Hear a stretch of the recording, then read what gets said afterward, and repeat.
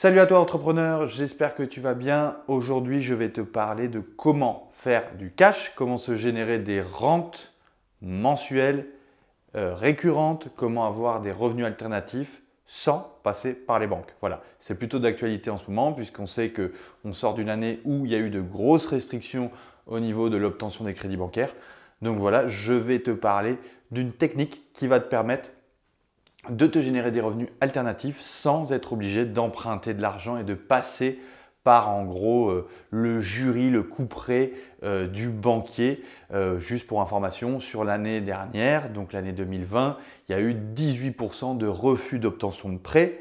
C'est presque 4 fois plus qu'en temps normal. En temps normal, on est aux alentours de 5%. Avant toute chose, je me présente rapidement. Moi, c'est Kevin Marie. Kevin Marie QLRR sur les réseaux sociaux, YouTube, Instagram, essentiellement, Facebook un petit peu. Rapidement, moi, je n'y connaissais strictement rien il y a encore quelques années. Donc, si j'y suis arrivé, vous pouvez y arriver. Hein. Je ne suis pas plus malin que les autres. Je faisais du sport et de la médecine. J'ai tout arrêté pour me lancer dans l'indépendance financière, dans l'entrepreneuriat immobilier il y a maintenant 5-6 ans suite à la rencontre de Cédric Anissette. D'ailleurs, je n'ai fait que ces programmes. Depuis, j'ai investi sur une quinzaine d'investissements en 5-6 ans. Vous voyez que ce n'est pas non plus délirant. Je ne vais pas vous dire que j'ai investi sur 892 biens et que j'ai 40 millions de patrimoine en 3 mois. Non, j'ai investi sur une quinzaine de biens en 6 ans et je suis à la tête d'un patrimoine net immobilier d'1 500 000 € à peu près. Donc, si je précise net, puisque là aussi il y a des petits malins, c'est-à-dire que si je dois revendre tout du jour au lendemain, voilà ce qui me resterait. Donc maintenant, je fais du contenu pour IMO étape par étape. Hein. On n'est jamais mieux servi que par soi-même. Donc je suis passé de l'autre côté et maintenant, je donne tous mes tips, mes petits secrets pour que vous puissiez passer à l'action. Nous avons créé avec Cédric Anissette aussi un club des investisseurs, puisque c'est le nom de la chaîne, hein, Kevin Marie, club des investisseurs. D'ailleurs, pensez-y, la petite cloche, le pouce bleu. Plus vous me suivrez, plus je vous donnerai du contenu que vous ne verrez nulle part ailleurs et vous pouvez aller vérifier tout de suite par vous-même. Je parle de choses un petit peu différentes. Donc voilà, aujourd'hui on va parler de comment faire du cash sans passer par les banques. Alors je ne vais pas faire durer le suspense plus longtemps, c'est via la sous-location professionnelle. Alors là, tout de suite, warning, tous les gens qui sont, tout le monde, hein, on a tous une croyance ancestrale. Alors pour ceux qui ne me connaissent pas, je parlerai souvent de PNL, de neurologie. Je viens d'un cursus de médecine et je me rends compte qu'on est des mammifères. Enfin voilà, vous verrez, il y aura plein de petites apartés sur le fonctionnement du cerveau, le fonctionnement de l'humain, la relation humaine. Donc ne soyez pas surpris. Donc la sous-location professionnelle, je parle de croyance ancestrale, pourquoi? Parce que tout de suite, on se dit, oulala, bazar, qu'est-ce que je vais faire? Je vais sous-louer un bien qui ne m'appartient pas, dont je suis locataire. Oulala, déjà, le réflexe de Google, est-ce que j'ai le droit? Alors, je vous le dis tout de suite, non. Sur le principe, vous n'avez pas le droit. Régi par la loi Mermaz du 6 juillet 1989, la sous-location classique est interdite ou sous restriction. C'est-à-dire que pour la faire, il faut faire une demande officielle auprès du propriétaire bailleur avec lettre accusée de réception, ça suffit. Ensuite, il faut un accord écrit du bailleur et il faut aussi dans les conditions que les loyers que vous allez percevoir de votre sous-location ne dépassent pas le loyer que vous payez à votre propriétaire bailleur. En gros, vous n'avez pas le droit de faire de l'argent avec de la sous-location classique. Donc, on va être cash là aussi, arrêter d'être hypocrite, aucun intérêt. Le but, comme je vous l'ai dit en début de vidéo, c'est de se générer des revenus alternatifs. Donc, pour ceci, il existe la sous-location professionnelle, totalement légale, j'insiste vraiment.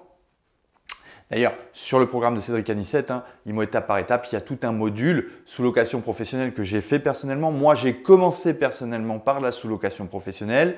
Voilà, encore une fois, pour donner des conseils, il faut faire. Moi, ça fait 6 ans. Voilà, 6 ans qu'avec ma compagne, on a commencé par de la sous-location professionnelle. Nous avons toujours des biens qui ne sont pas à nous, mais sur lesquels on verse un loyer au propriétaire pour pouvoir l'exploiter. Voilà, et on fait la marge. Donc, en gros, on donne un loyer au propriétaire et nous, on récupère un loyer via différentes formes. Il n'y a pas que la location courte durée pour faire de la location. On peut faire de la sous-location professionnelle avec de la colocation. Enfin, ça, je vous en parlerai si vous voulez dans d'autres vidéos. Mais sachez que voilà, c'est une technique. Alors, encore une fois, il faut se retrousser les manches. Hein. Ce n'est pas en se disant tiens, je vais faire de la sous-location professionnelle, je vais me mettre derrière un ordinateur que ça va marcher. Et vous verrez, il y a des démarches à faire. Je vous incite, si vous êtes vraiment intéressé, à cliquer sur le lien en bas de la vidéo qui vous ramènera sur des webconférences et qui vous expliquera un petit peu plus en détail tout ça. Mais aujourd'hui, je vais vous parler des grandes lignes.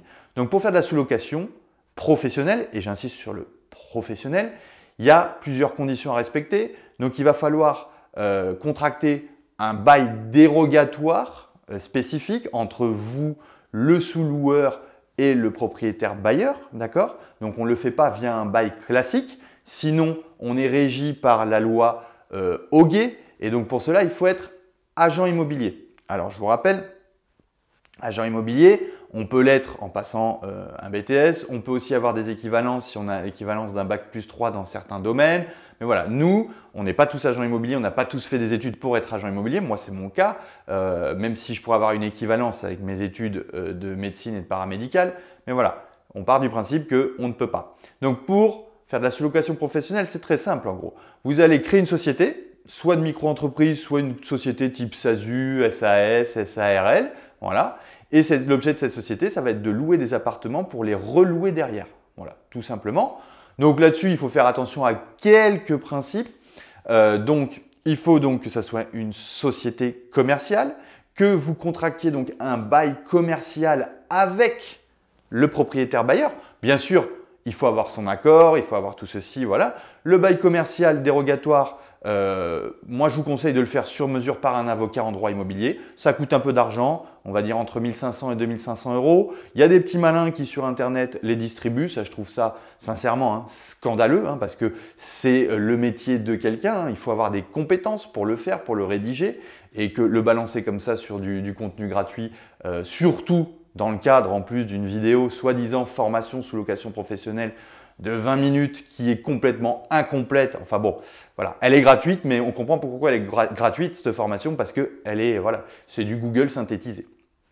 Enfin, c'était ma petite parenthèse sur les petits malins qui vendent et qui distribuent des formations gratuites sur Internet, surtout et qui sont concrètement très incomplètes. Voilà. Donc pour revenir à nos moutons, la sous-location professionnelle. Donc vous créez votre société. Vous munissez d'un avocat, vous récupérez comme vous voulez, après je suis pas là pour vérifier, mais en fait, vous contractez un bail dérogatoire spécifique avec votre propriétaire bailleur. Et ensuite, il faut faire attention à 2-3 subtilités. Il faut prendre des risques, entre guillemets. Il faut créer une société, il faut être crédible, il faut avoir un site internet, des flyers pour pouvoir convaincre le propriétaire. Et derrière, en fait, le petit risque à prendre, entre guillemets, mais qui est obligatoire, c'est la notion d'entremise, d'intermédiaire. Voilà. Si vous êtes un intermédiaire et considéré comme un intermédiaire de l'immobilier, même malgré votre bail professionnel commercial, votre bail commercial spécifique, vous pouvez par le CCI être requalifié en tant qu'agent immobilier. Et si vous n'avez pas la carte, on peut vous arrêter votre activité. Donc il faut faire attention à une chose, c'est ne pas être un intermédiaire entre le propriétaire d'un côté et les sous-loués entre guillemets et les gens qui vont venir dans l'appartement. Et il ne faut pas qu'il y ait d'entremise entre les deux. Il faut que vous, avec votre société commerciale, vous fassiez tampon et que le propriétaire d'un côté et par exemple dans le cadre de la location courte durée, les touristes, n'aient aucun contact. D'accord? Donc ça implique 2-3 variantes et notamment la plus importante, là vous vous dites mais de quoi il parle? C'est qu'il ne faut pas que vous, en tant qu'entreprise commerciale qui fait de la sous-location, il ne faut pas que vous preniez de pourcentage. Voilà, ça c'est très important parce que si vous prenez un pourcentage sur un chiffre d'affaires, vous êtes considéré comme un intermédiaire, comme faisant de l'entremise et vous devez, et là on ne parle pas de bail commercial, de baux commerciaux spécifiques ou de je ne sais pas quoi. Non, c'est vraiment sur les textes. Moi je me suis renseigné auprès du CCI. J'ai demandé à des agences immobilières, voilà, du moment que vous ne faites pas d'entremise, que vous n'êtes pas un intermédiaire entre le propriétaire et les touristes dans le cadre de la location saisonnière, ou ça peut être également les étudiants dans le cadre de la colocation, il n'y a aucun souci, vous pouvez pratiquer cette activité de manière légale, d'accord? J'insiste sur la notion d'entremise. Donc pour ne pas être un intermédiaire entre d'un côté les touristes et le propriétaire, d'une, avoir une activité spécifique commerciale dédiée à ça, mais ça, c'est pas ça le plus important, mais surtout, Et c'est là où c'est un petit peu compliqué. Il va falloir que vous proposiez un loyer fixe à votre propriétaire. Voilà. Donc c'est là la grande différence, c'est que le propriétaire ne traitera qu'avec vous. Et en gros, lui, le propriétaire, il s'en fiche complètement de quel résultat, quel chiffre d'affaires vous allez faire avec vos touristes. Lui, il ne faut pas qu'il soit en contact avec eux. Donc, il faut que vous proposiez un loyer fixe. Et dans ce cas-là, vous ne serez pas considéré comme un intermédiaire entre le propriétaire et les touristes.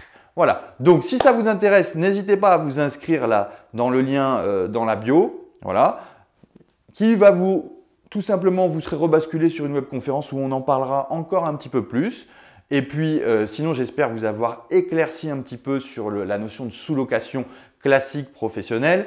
Ah oui, dernière chose, on parle là pas de la loi Elan, hein, la loi Elan donc du 23 novembre 2018, où il y a eu un texte, un article sur la sous-location intergénérationnelle qui, en gros, concerne les personnes âgées qui vont vouloir donc qui sont locataires et qui vont vouloir sous-louer une partie de leurs biens à une personne de moins de 30 ans, souvent en échange de bons procédés, de services ou de rétribution.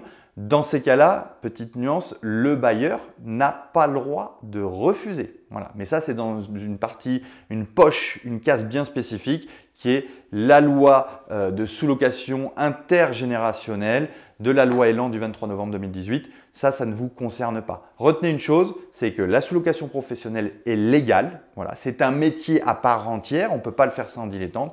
Moi, j'ai commencé comme ça il y a maintenant plus de 6 ans. C'est ce qui m'a permis de démarrer dans l'immobilier parce que, voilà, pourquoi faire ça? Soit parce que vous êtes passionné de conciergerie, d'entremise, entre guillemets, et vous continuez à développer votre business et votre activité, votre entreprise prospère.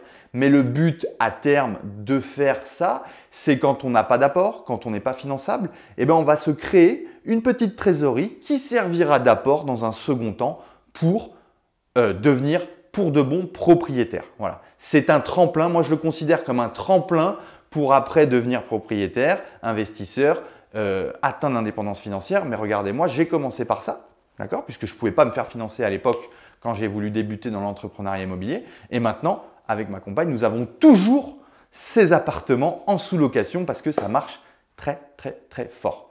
Voilà, je vous souhaite une bonne continuation. N'hésitez pas à liker, à faire suivre. Et puis, je vous dis à bientôt pour une prochaine vidéo.